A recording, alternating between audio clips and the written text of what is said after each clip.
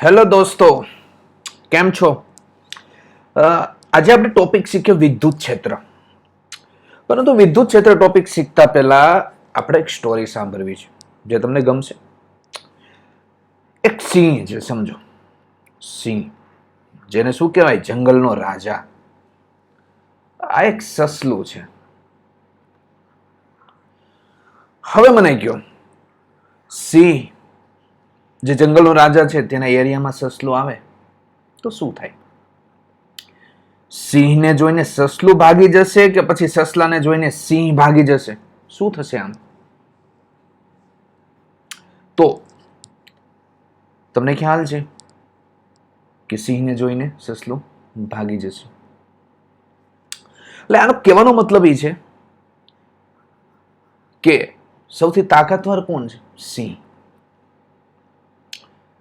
જ્યારે સસલું છે એટલું બધું શક્તિશાળી નથી. તો આ જ પ્રમાણે જેમ સિંહના એરિયામાં સસલું આવે તો સસલાના જે બર છે એની કોઈ અસર થતી નથી.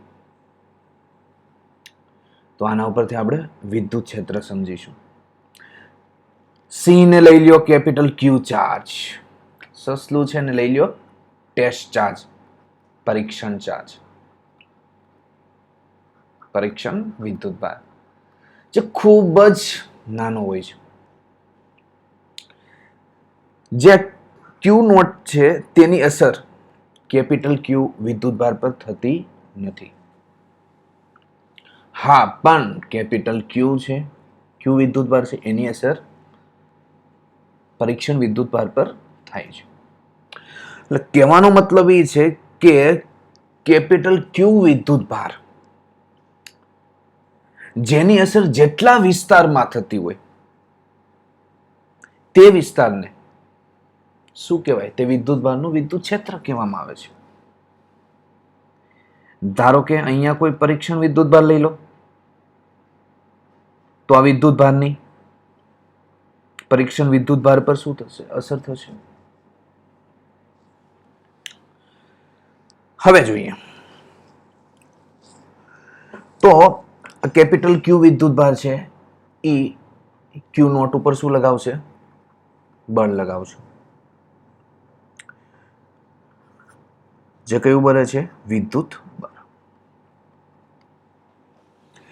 હવે આ જ વસ્તુ છે એને આપણે થિયોરિટિકલ સમજીએ. હવે ધારો કે મારે અહીંયા વિદ્યુત ક્ષેત્ર શોધવું હોય તો એનું સૂત્ર કેટલું આવશે? કયું આવશે? ધારો કે અહીંયા કોઈ પરીક્ષણ વિદ્યુત ભાર છે, ત્યાં મારે વિદ્યુત ક્ષેત્ર શોધવું. હા દોસ્તો, એક વસ્તુ યાદ રાખજો કે પરીક્ષણ વિદ્યુત ભાર છે અતિ સૂક્ષ્મ છે, સસલાની જેટલું.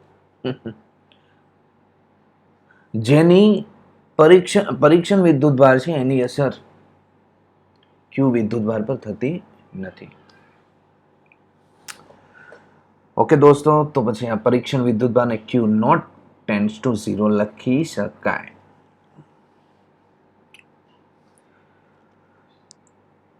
તો વિદ્યુત ક્ષેત્રનું આપણે સૂત્ર મેળવવું છે તો જોઈએ કઈ રીતનાનું સૂત્ર મેળવી શકાય. તો અહીંયા આપણે ડાયાગ્રામ આપેલો છે એક્સ વાય. અહીંયા પ્લસ ક્યુ વિદ્યુત ભાર આપેલું છે કેન્દ્ર પાસે. ક્યુ નોટ અહીંયા પરીક્ષણ ચાર્જ છે. કેટલા અંતરે છે? આર અંતરે છે. તો સ્થાન સદિશ કેટલો થશે? સદિશ આર. ઓકે, કેપિટલ ક્યુ એટલે કે ક્યુ વિદ્યુત ભાર છે એની દિશા દર્શાવી હોય તો આર કેપ વડે દર્શાવીશું.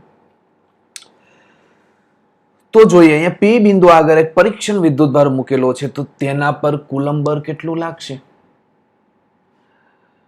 તો F is equal to 1/4πε0 Q naught upon R square into R cap. આ શું બતાવે છે? દિશા.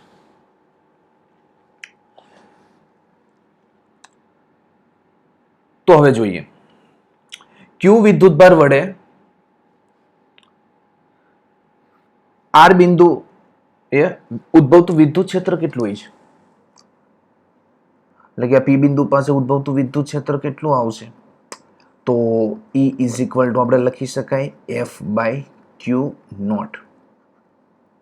ઓકે, આને આપણે લખીશું વિદ્યુત બળ છેદમાં પરીક્ષણ વિદ્યુત ભાર.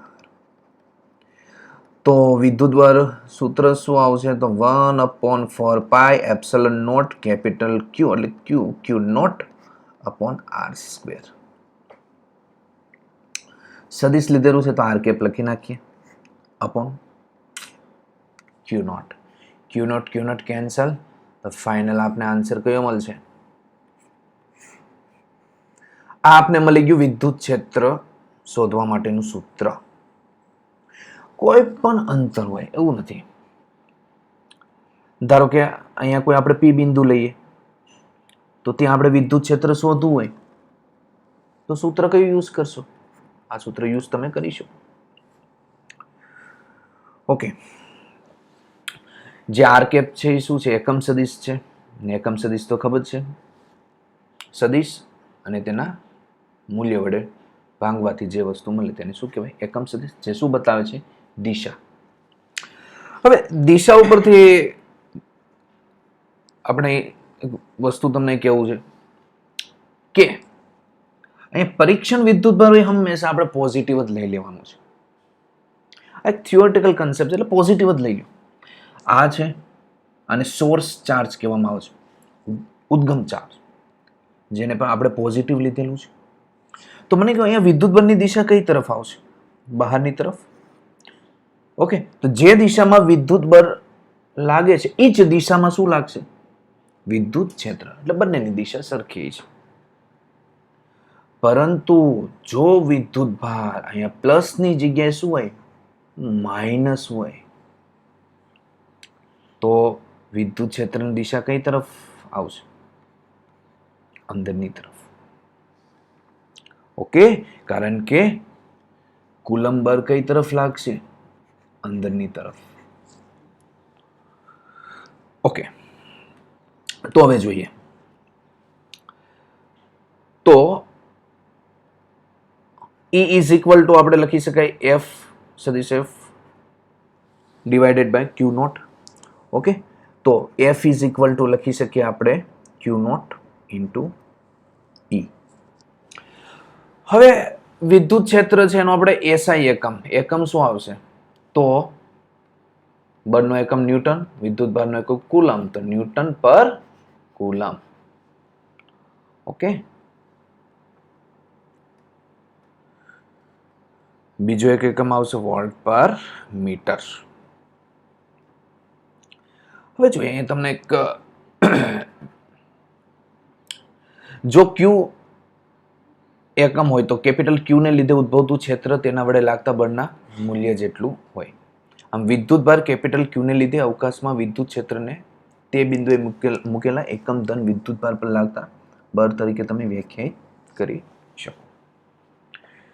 પછી કેપિટલ ક્યુ ને શું? સ્ત્રોત વિદ્યુત ભાર કહેવાય છે. ક્યુ નોટ ને પરીક્ષણ વિદ્યુત ભાર કહેવામાં આવે છે. ક્યુ છે એને અવગણીએ એટલો શું લેવાનો હોય છે? નાનો લેવાનો હોય છે. ઓકે, ચાલો દોસ્તો,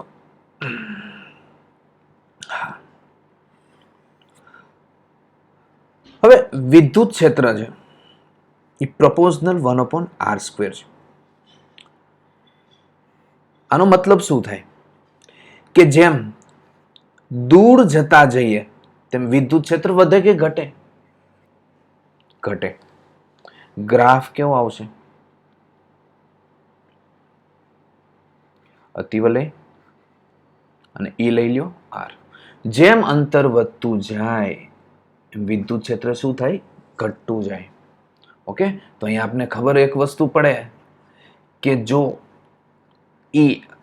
આર ટેન્ડ્સ ટુ ઇન્ફિનિટ આગળ જઈએ તો ઈ શું થઈ જાય? ત્યાં 0. યસ યા નો?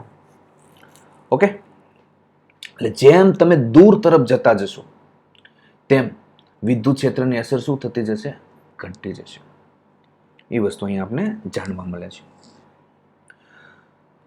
હવે જોઈએ દિશા. હવે ક્યુ વિદ્યુત ભાર હોય એ વિદ્યુત ક્ષેત્ર ઉત્પન્ન કરે છે તો એની દિશા અંદરની તરફ હોય કે બહારની તરફ હોય, ને ક્યારે? તો જો વિદ્યુતભાર પોઝિટિવ હોય તો વિદ્યુત ક્ષેત્ર છે એ ત્રિજ્યાવર્તી દિશામાં કઈ તરફ હોય છે? બહારની તરફ હોય છે. જ્યાં ત્રિજ્યાવર્તી દિશામાં કઈ તરફ છે? બહારની તરફ. જેમ દૂર જતા જાઓ તેમ વિદ્યુત ક્ષેત્ર કેવું થતું જશે? ઘટતું જશે. અને ઋણ વિદ્યુતભાર લેવામાં આવે તો વિદ્યુત ક્ષેત્રની દિશા અંદરની તરફ હોય છે. ત્રિજ્યાવર્તી અંદરની તરફ લેવામાં આવે છે.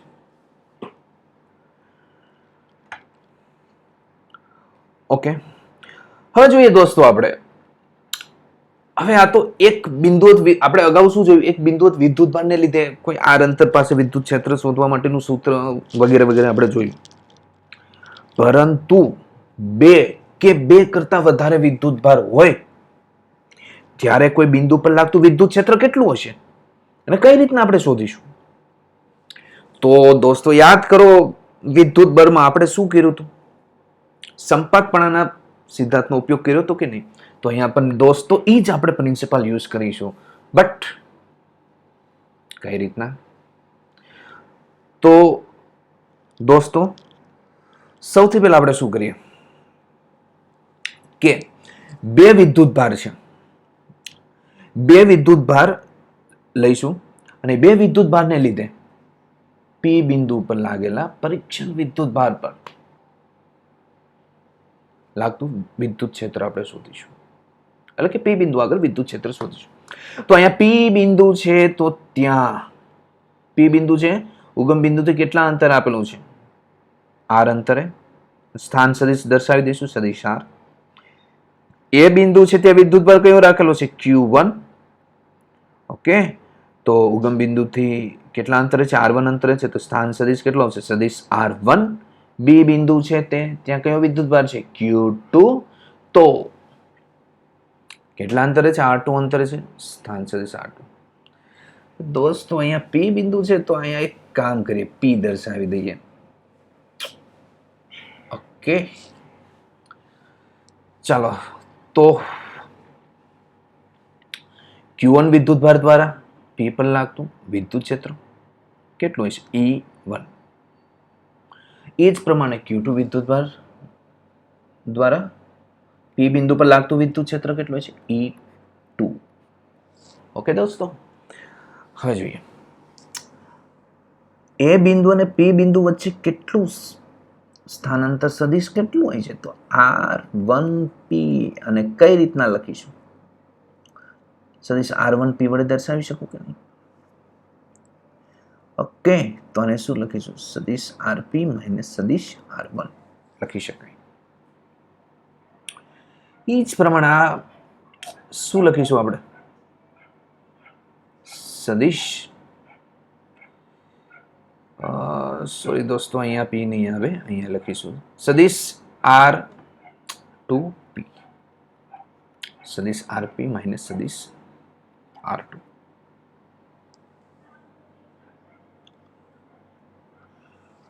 હવે જોઈએ તો અહીંયા R1 આગળ રહેલા Q1 ને લીધે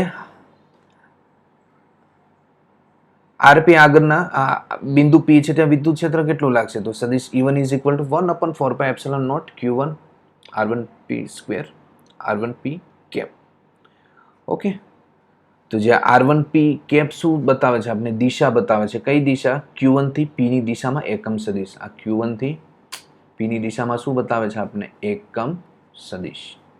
ઓકે, એ જ પ્રમાણે આપણે સૂત્ર બીજું લખી શકીએ. E2 સદિશ E2 માટે પણ આપણે સૂત્ર લખી શકીએ. કયું સૂત્ર? 1/4π Q2 R2P સ્ક્વેર,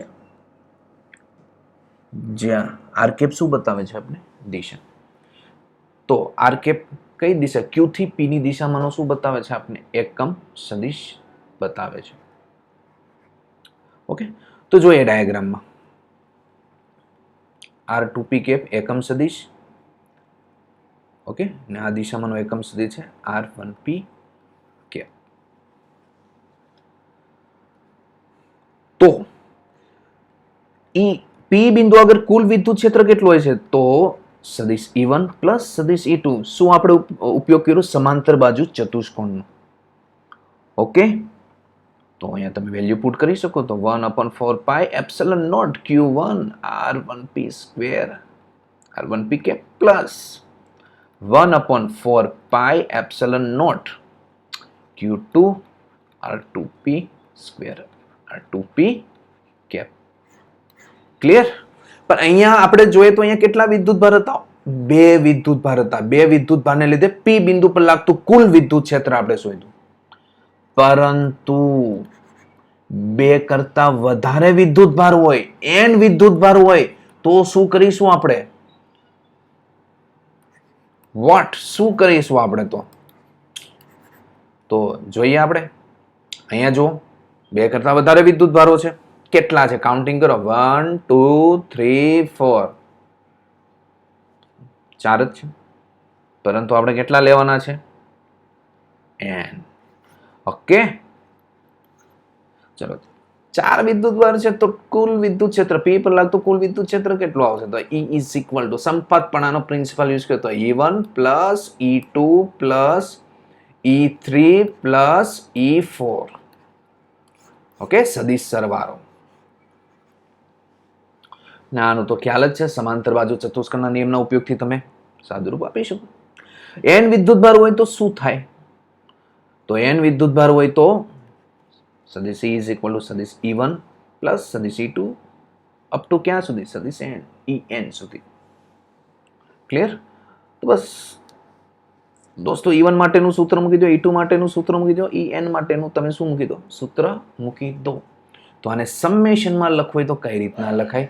સૌથી પહેલા કઈ વસ્તુ કોમન નીકળે છે? કોમન કાઢી નાખો. Okay, 1/4 pi epsilon naught. ચાલો, sigma summation I is equal to 1 to n. તો અહીંયા QI જે I is equal to શું લખાય? 1 2 3 ક્યાં સુધી? n સુધી. ઓકે, R કેપ બટ અહીંયા IP. ક્લિયર દોસ્તો? તો ઓકે, અહીંયા જો P છે એ કેવો છે? ફિક્સ છે. તો એક કામ કરીએ, R² IP. તો અહીંયા I ની વેલ્યુ મૂકતા જાઓ ને સમેશન એટલે કે સરવાળો કરતા જાઓ તો તમને આ સૂત્ર પાછું મળી જાય. મિત્રો, મને કે વિદ્યુત ક્ષેત્ર છે એ સદિશ કે અદિશ રાશિ? સદિશ. શા માટે એને સદિશ રાશિ કહેવામાં આવે છે? કારણ કે તેની દિશા બળની દિશામાં હોય. જોઈ લઈએ. નું સૂત્ર આપણે અગાઉ જોયું. શું આવે? F/Q. તો F સદિશ રાશિ છે તો વિદ્યુત ક્ષેત્ર પણ કેવી રાશિ છે? સદિશ.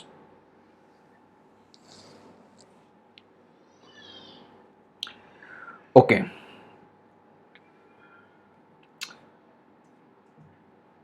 તો આ વિદ્યુત ક્ષેત્રનો ટોપિક છે.